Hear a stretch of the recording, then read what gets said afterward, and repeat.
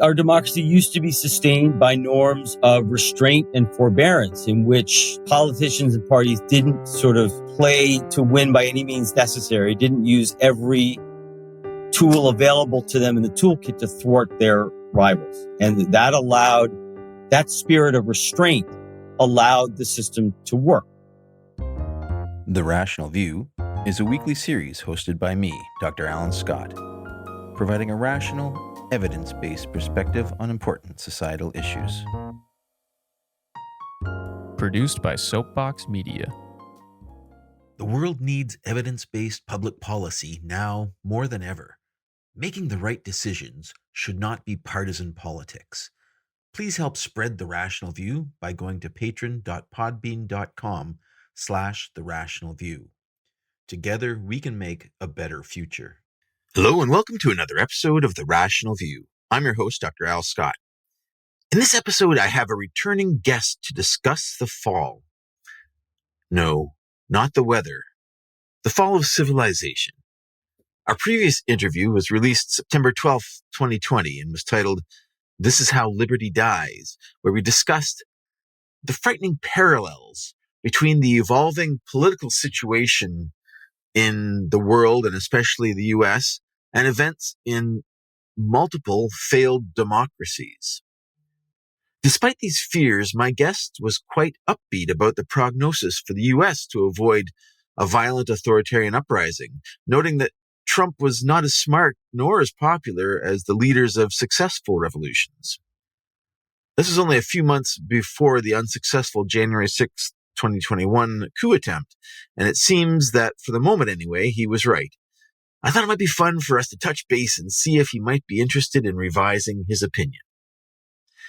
If you like what you're hearing, I'd appreciate you to press like on your podcast app, as this helps spread The Rational View to others who have not seen it. Share it on social media if you can. I'd love to hear from you on the Facebook group, The Rational View.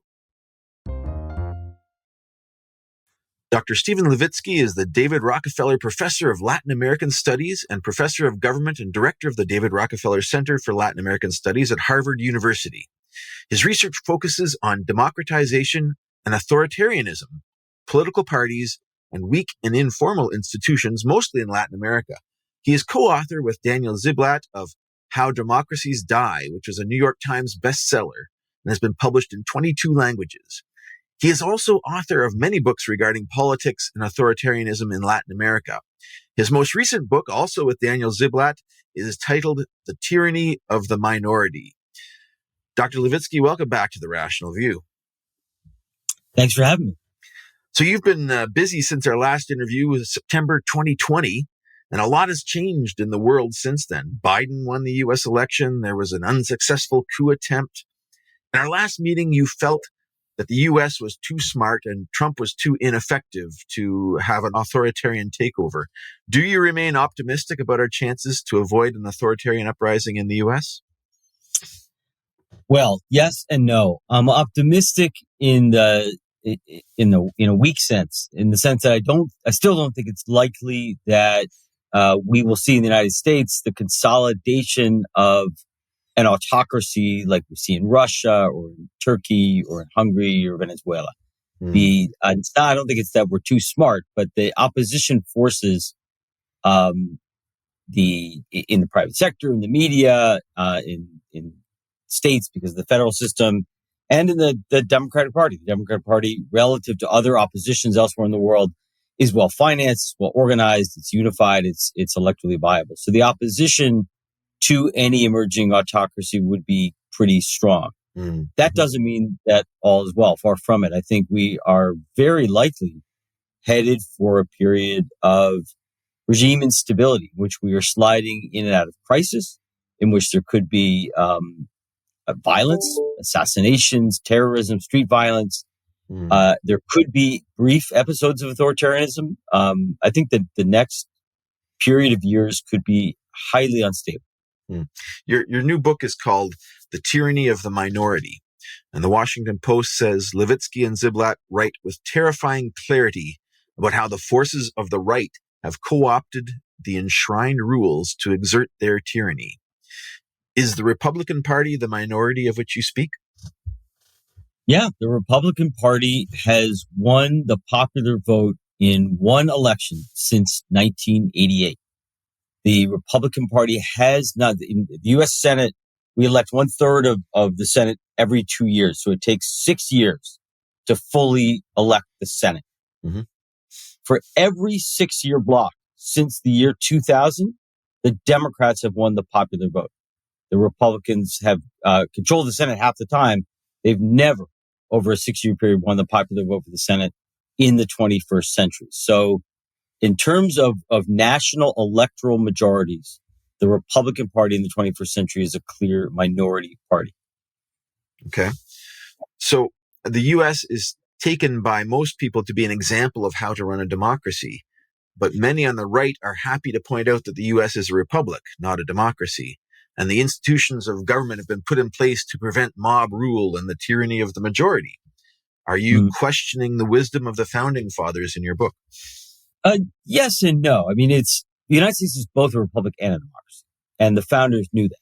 The democracy that the founders were afraid of was in fact tyranny of the majority, the ability of a majority at any moment to impose its will, free of any individual or minority rights. So the founders set up what we now call, the word didn't exist in 1787, but what we now call a representative or liberal democracy. That is a democracy in which we elect our governments. Voters elect governments. Citizens do not directly rule. So there's no direct democracy. We elect our representatives, and in which we elect our representatives in a context in which our basic civil liberties are protected. We have a Bill of Rights. We have an independent judiciary and a constitution that protects individuals from the whims of the majority. So the United States has never had anything remotely like outright majority rule. It is majority rule that is based on indirect rule, the election of our representatives, and always in the context of a protection of minority rights. That is what political scientists, politicians, journalists for well over a century, for about 150 years, have called modern democracy. So we're both a republic and a democracy. The founders were pretty brilliant guys. They were they were experienced, very knowledgeable politicians. They put together a brilliant document, the most successful and the oldest written constitution on earth. But they were writing in the 18th century. Two things that we should keep in mind. First of all, they were writing in a pre-democratic era, an era before the era of mass suffrage, before anybody even really thought about giving all members living in a society, regardless of race, gender, property ownership, the right to vote. Nobody thought in those terms in the 18th century. And second of all, they were writing in a period where the Articles of Confederation had just failed. The American, the Republic had just been formed. And our founders were very concerned that the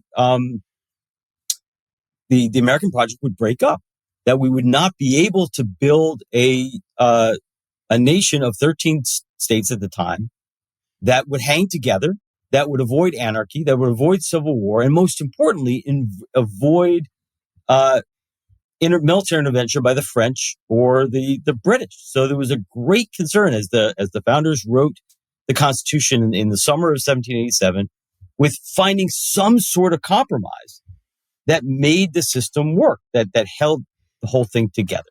And so what they did is they negotiated, they bargained, they reached a bunch of second and third best solutions. In some cases, they improvised. Nobody had ever chosen a leader outside of monarchy in any major nation in the world prior to 1787. So presidential election, that was completely new terrain. So these guys were improvising. They were improvising, they were negotiating, they were bargaining. And what they came up with was not some kind of blueprint for the perfect democratic republic. It was a bunch of second best alternatives. Some of those institutions worked really well. Some of them worked well for a while, but are a bit dated now. And some of them didn't work very well. The Electoral College, for example, never worked the way that Hamilton and others envisioned that it would. Really? So what's wrong Yeah, with the Electoral College? What should it be doing? Well, what Hamilton believed was that it would be filled with a group of sort of high-minded notables who would have the wisdom to kind of provide a check on the electorate. This was sort of not a very democratic notion, but that ultimately these guys would provide a check on the voters. What he did not anticipate, what none of the framers anticipated, was that parties would get involved. The founders did not anticipate that American democracy would be dominated by political parties, that parties would emerge. They didn't like political parties. Really? And they didn't really expect political parties. But parties emerged immediately in the 1800 election and have dominated the working of the Electoral College ever since. The party with the most electors elects the president. That was not the way the founders anticipated. The problem with it now is that the presidential candidate who gets fewer votes can win the presidency. And we are the only presidential democracy on the face of the earth where that can happen, where the loser can win the presidency. And I think that's a problem too. So you say that the forces of the right have co-opted the enshrined rules to exert their tyranny. What are examples of co-opting of the rules? So I'm not sure that we use the language of co-opting rules to exert their tyranny. Sorry, that's the Washington Post's quote on your book. Okay. Yeah, that's not us. Let me be clear. This is actually not the Republicans doing. The Republicans are taking advantage of rules that were put in place a very long time ago that now benefit them. Let me explain very quickly why they benefit the Republicans.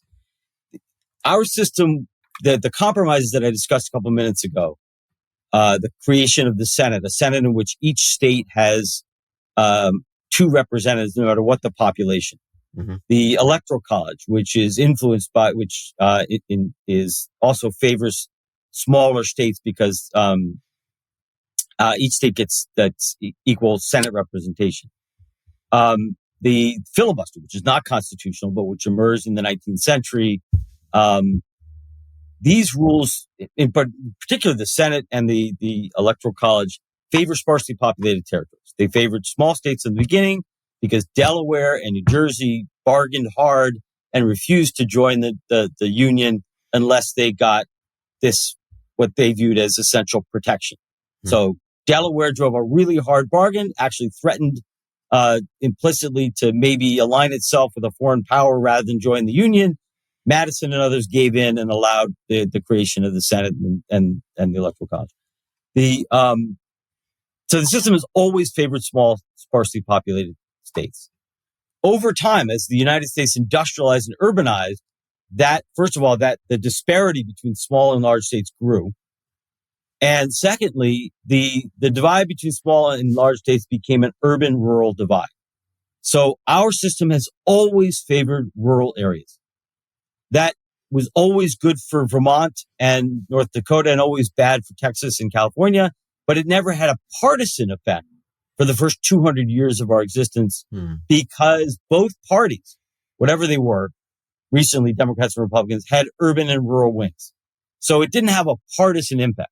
It's only in the 21st century that the nature of our politics has shifted and the Republicans have become an overwhelmingly rural or small town-based party, a party that does well in sparsely populated territories. And the Democrats have become an overwhelmingly urban party, a party that does well in urban metropolitan centers. So the rules, again, created centuries ago, are now systematically favor the Republicans, which is what allows the Republicans to lose the popular vote for the Senate, but control the Senate, allows Donald Trump to lose the popular vote in 2016 and perhaps again in 2024 and still win the presidency.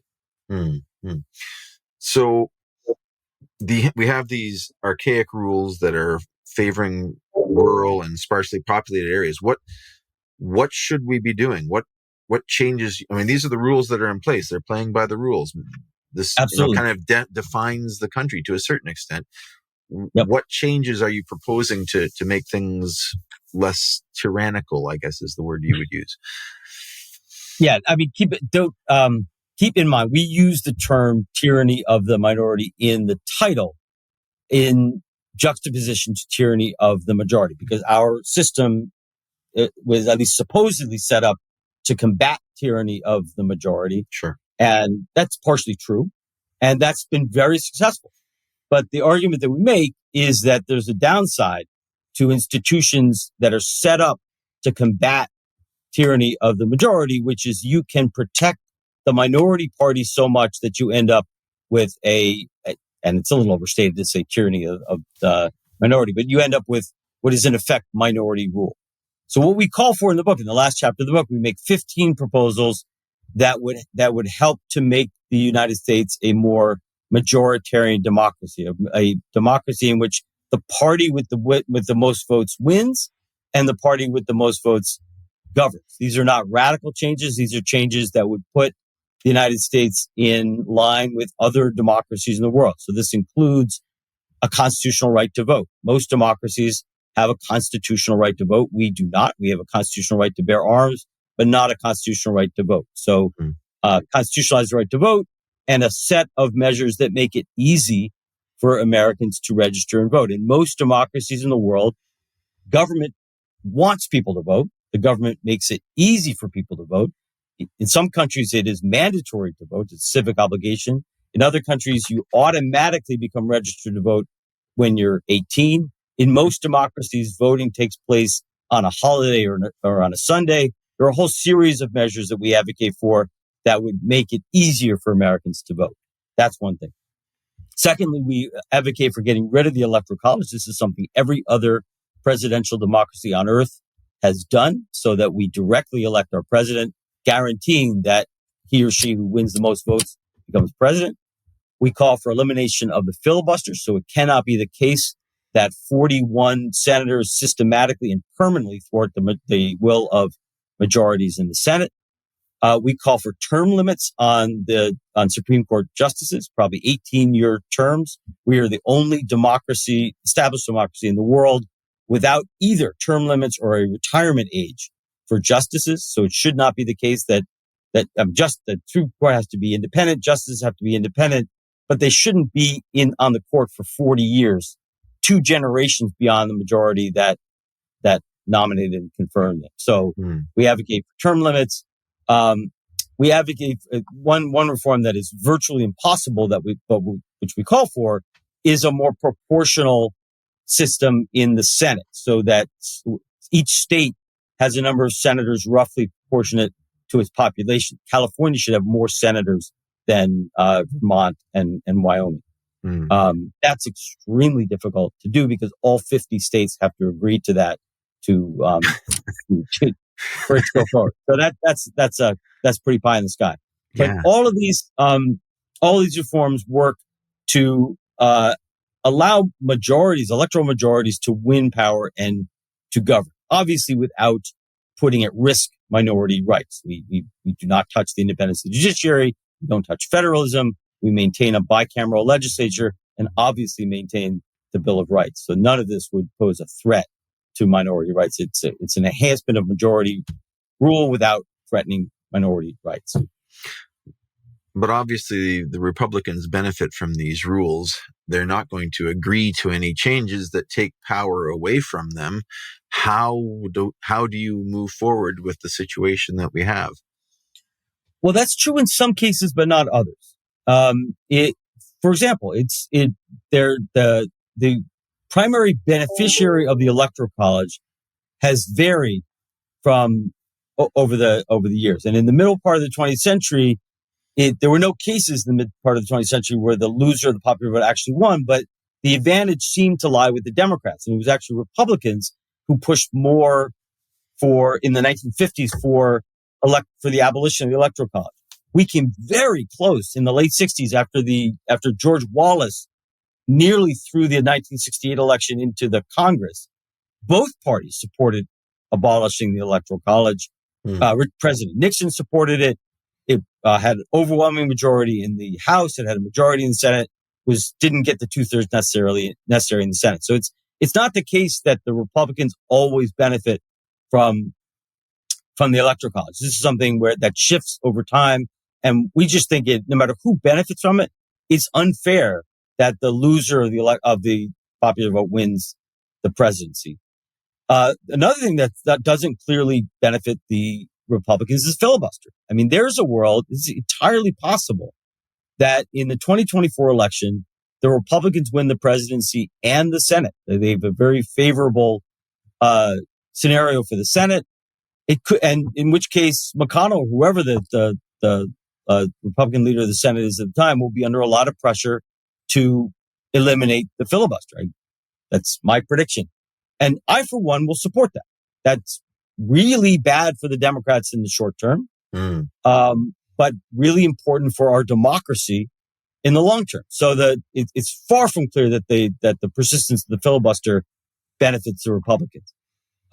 Just before we move on, just maybe a quick explainer of what the filibuster is and why it's important to get rid of it. So the filibuster is an odd thing. It's what allows individual senators to prevent a cloture vote. Or a cloture vote means that debate is ended and you vote on a measure. So if in most democracies, it only takes a bare majority of the parliament to vote for cloture and to move on and hold a vote. Okay. In the United States, initially you didn't even a small number of individuals could block a cloture vote. In the early 20th century, about a century ago, it was raised to 2/3. You needed 2/3 of the Senate to move on to have a vote. In 1975, it was lowered to 60. So that means you need 60 votes in the U.S. Senate to actually end debate and hold a vote, which allows a minority of 41 senators to consistently block, to prevent a bill from coming up to a vote. For much of the 20th century, that was a weapon that politicians in the Senate used sparingly. Even though they could stop legislation, they didn't, because it was known that it's not appropriate in a democracy for 41 senators to systematically and permanently thwart 59 senators. It was seen as an emergency measure only in sort of really serious cases. In point of practice, it was mostly civil rights issues that it was used for. But starting in the 1970s, 1980s, 1990s, and then full scale in the 21st century, it became something that's used in every single vote. So we now have in practice, a super majority rule. You have to have 60 votes to get anything passed in the U.S. Senate. Wow. Not only does that lead to a lot of obstruction, it makes it difficult for us to get anything done as a nation, but it systematically allows a minority party to thwart a majority party. And that, at the end of the day, is not democratic. Yeah, I think in your previous book, you talked about how each party has to allow the other one to govern when they're not in power, and we're in a situation right now that this allowance to govern just doesn't happen. So I can see why this is a problem for a democratic institution. Right. Our democracy used to be sustained by norms of restraint and forbearance, in which politicians and parties didn't sort of play to win by any means necessary, didn't use every tool available to them in the toolkit to thwart their rivals. And that spirit of restraint allowed the system to work. We have a very complicated system in the United States. It worked when politicians played with restraint. It does not work when politicians use every institutional tool available to thwart their opponents and to win by any means necessary. And that, unfortunately, is what we've slid into in the last 3 decades or so. Yeah, really, it's a hyper polarized situation where, there's just this anger and hatred, it seems, rather than, calm debate about issues. It's more playing to the memes and the social media that govern people's lives, I think. So, I mean, major world events have kind of taken the news spotlight off the slow self-destruction of your democracy. The Republican machine has had several years to plan their strategy for the upcoming elections. What preparations have you seen on both sides that you're concerned about or that you like for the next election?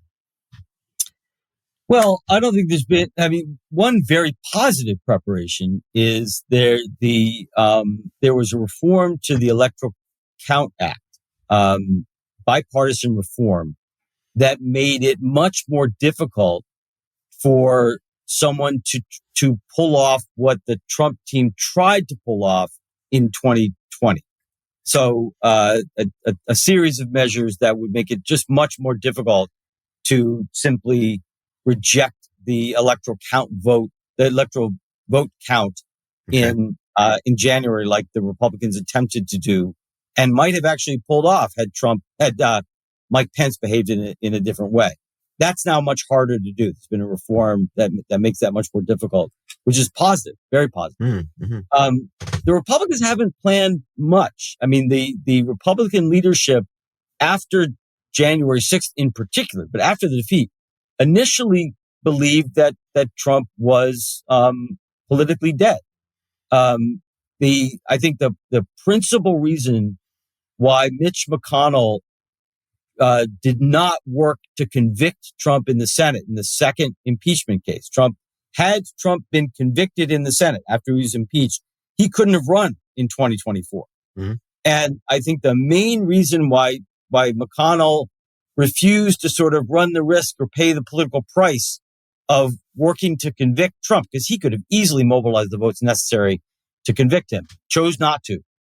Did it not because he likes Trump, not because he supports Trump, but because he thought Trump was politically dead, that there was no way that he could come back and be the candidate again. So most Republican leaders didn't anticipate that Trump would be running away with the nomination in late 2023. There's really no plan. I've seen no evidence that Trump's team has any sort of a plan to steal the election. I think they can win, and I think they have practically a coin flip chance of winning in 2024, especially given the Electoral College. But what's one thing that's different, two things are really different from 2016. One is that Trump has a very different approach to governing than he had in 2016. 2016, he didn't expect to win. 2016, he didn't have a plan. He didn't have a team. So he relied on establishment Republicans to fill his cabinet and his government. Mm-hmm. He now despises and distrusts those folks and will fill his cabinet with loyalists this time, and has a plan, as has been widely reported, to purge and pack the state bureaucracy in critical areas, including the Justice Department, so as to politicize our state institutions even further. This is a sort of classic initial move of elected autocrats. Now, whether he'd get away with it is an open question, but if Trump wins, he will have a much, much more serious go at autocracy than he did in 2016. Wow. So overall, do you think the U.S. democracy is on a more or less solid footing after Biden's administration? That's a great question. Hard to say. I mean, it is. I cannot overstate how important it is that we had a turnover in 2020, that Trump lost and was removed from office, and that we have a, like it or not, a small d Democratic government in office today. So turnover was really important. But the problems that the underlying problems that gave rise to the crisis, the Trump crisis, those problems persist, and those are two. One is the radicalization of the Republican Party into what is no longer a fully democratic force. That has not changed, unfortunately. We thought it might change after January 6th. It clearly has not. And secondly, is the institutional structure that we talked about earlier, the fact that our institutions protect and empower what is now an authoritarian minority party. Mm-hmm. So until those two things change, until the Republican Party de-radicalizes and returns to a fully pro-democratic orientation, and or we reform our constitution, our constitution and other institutions in a way that empowers majorities and doesn't allow an authoritarian minority party to govern us, we're going to be vulnerable. There's no guarantee. There's certainly no certainty that we're sliding into authoritarianism, but we will continue to be vulnerable to it. So what should be done? What do you think is the best path to safety? In the short term, it is, in my view, the formation of a broad, multi-party coalition against Trumpism. This is something that kind of seems obvious, but we really have not done it, and we're not even close to doing it. But every political force, every political actor who is not a Trumpist ought to be lined up in a single coalition to defend democracy. That means right-wing business people, right-wing religious leaders, and conservative politicians, Mitt Romney, Liz Cheney, you name it. Everybody who believes that Trumpism is a threat to democracy ought to be in a single coalition. And that means that right-wingers need to do something they've never done in their life, which is support a Democratic candidate. But it also means that progressives have to make the concessions needed to make room at the table for right-of-center political actors. Those two things have not really happened yet. And, that wouldn't be a world-changing event to build that coalition, but it would ensure that MAGA loses that the MAGA forces lose the next election. It might only shift 3, 4, 5% of the electorate, but that's enough to ensure that small d Democratic forces win. So in the short term, we must form a very broad coalition that spans from AOC and Bernie Sanders on the left to Liz Cheney and Mitt Romney on the right. And in the medium and long term, we need to begin to reform our institutions. We forget this, but America has a very long tradition of working to make our system more democratic. George Washington in 1787 wrote a letter to his nephew describing the newly written Constitution as an imperfect document and saying that it's going to be up to future generations to improve it.